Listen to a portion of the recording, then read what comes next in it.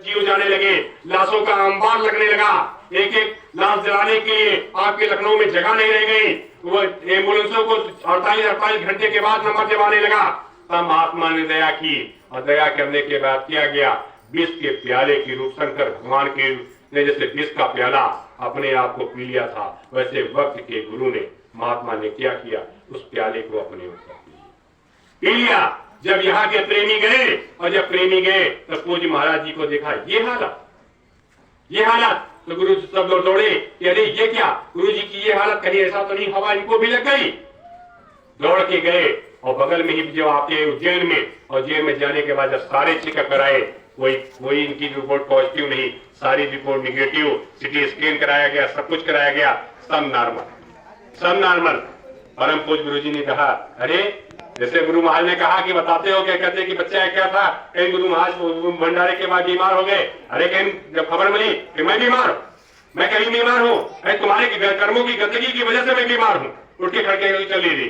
तो हमारी कर्मों की गंदगी को, हमारी जो हमारे ऊपर आफत आनी थी, उन आफत को वक्त के गुरु ने ले लिया। आप क्या जाने वो क्या हालत होती, जो लोग गए थे उनसे पूछिए। उसके बाद धीरे धीरे पूज्य महाराज जी ने देखिए सारी व्यवस्था को कंट्रोल कर लिया। अरे यहाँ तक प्रेमियों ने अंदाजा लगा दिया कि शायद गुरु महाराज अब छोड़ के चले जाएंगे, और महात्मा भी लीला लगाते हैं। उन्होंने कहा कि आश्रम की व्यवस्था को देखने के लिए मैं कार्यकारी अध्यक्ष कौन बनना चाहता, कोई नहीं बोला, नहीं फलक बना दो। आप लोगों को पक्का हो गया, आप शायद गुरु जी चले जाएंगे, आप चले जाएंगे महाराज जी। और दूसरे दिन जब उदास होने लगे प्रेमी, जब आंसुधारा बहने लगी, महात्मा क्या कहते हैं, रिश्ते कब हैं, आपके घमंड के ऊपर नहीं, पैसे के रुपए के ऊपर नहीं। अगर महात्मा को रिझाना चाहते हो तो सेवा करके, सेवा के द्वारा, इनके वचनों पे मर मिटने के द्वारा। जब इनके वचन पे आए और जब प्रेमियों को खबर मिली और टेलीफोन जब वहां से हुए कि गुरु जी महाराज की ये हालत, ये गुरु जी बोल नहीं पा रहे हैं, इस तरह तड़प रहे हैं, ये जो अपने आप को दया देने के लिए, जैसे परम पूज्य गुरु जी महाराज का शरीर छूटा, हम लोग असहाय हो गए थे, हमको संभालने के लिए पूज्य महाराज जी आए, आज उनकी ये हालत हो गई है, हमको कौन संभालेगा। जब प्रेमियों की आंसू की धारा बहने लगी, तो जब आंसू धारा बहने लगी तो पूज्य महाराज जी को रहा नहीं गया। महाराज जी ने कहा, बच्चा परेशान मत हो, मैं जाने वाला नहीं हूँ। प्रेमियों को आस बढ़ी, आस बढ़ने के बाद प्रेमियों ने कहा कि आज मालिक ने मेरी पुकार सुन ली, मेरी पुकार मालिक ने सुन ली।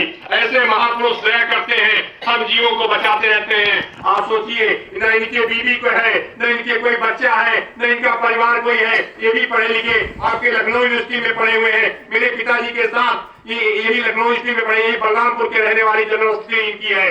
और क्या है, शादी की, उन्होंने अपना घर बसाया, जीवों की रक्षा करने के लिए ये गली गली घूम रहे, देश विदेश घूम रहे। 16 देशों में परम पूज्य गुरु जी महाराज, 32 देशों में गुरु जी महाराज का फोटो लगा दिया, 16 देशों में नाम की दौलत को लुटा दिया और कहा लूट लो, अपने निज घर चले चलो। ऐसे दयालु महात्मा जो एक टाइम का भोजन करते हैं, सिर्फ एक टाइम का, 2 रोटी खाते हैं, लौकी और सहजन की, और जीवों के हित के लिए लीला करते, दिन रात दौड़ते हैं।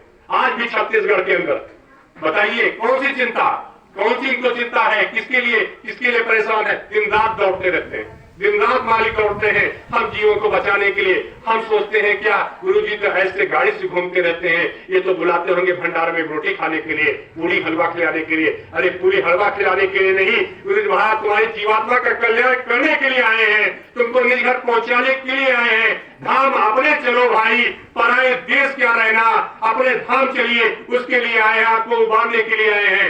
आपका दांव लग गया, दोबारा दांव प्रेमियों लगने वाला नहीं। इसलिए श्रावस्ती में मौका है, 14, 15 अप्रैल, 16 अप्रैल को चले आइए। इसी बगल में बड़े अरे सोचिए कि लोगों ने हजारों वर्षों की तपस्या जंगल छोड़ के चले गए, वानप्रस्थ ध्यान कर लिया, तब परमात्मा नहीं मिले। अरे चंद दिनों की दूरी है, 150 किलोमीटर आपके बाराबंकी से है, और आइए उस नाम की दौलत लेकर अपने घर में बैठ के कमाई करो, अपने घर में बैठ के उस मालिक का दीदार कर लो।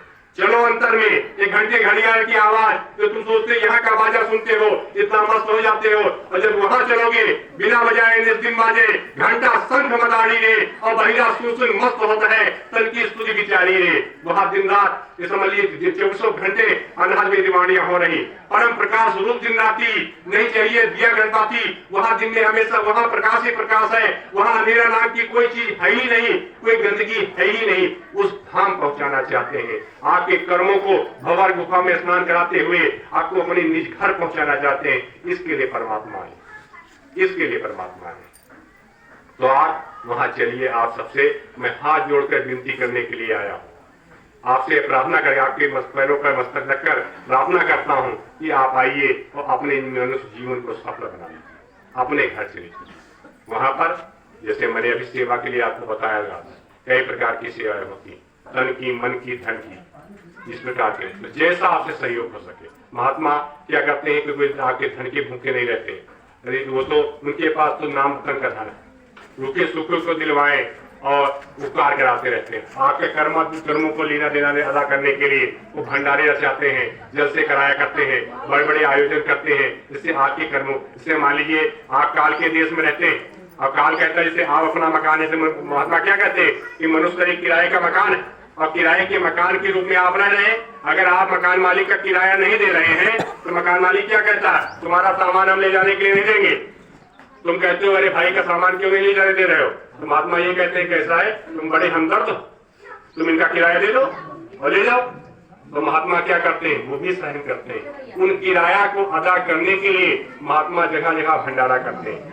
आपको नहीं पता कि आप 10 साल पहले कहाँ पैदा हुए थे और किसका पानी पिए थे, किसका खाना खाए गए थे। तो जब महात्मा इस प्रकार के जल से रचते हैं, भंडारे करते हैं, सत्संग करते हैं। और चलिए अभी श्रावस्ती में देखिएगा अनेकों भंडारे पर 40 जिले के आएंगे और जब 40 जिले के भंडारे आएंगे तो कोई रोकता है कि तुम किस जिले के हो, कहाँ के हो, चाहे जहाँ जाओ भोजन करो।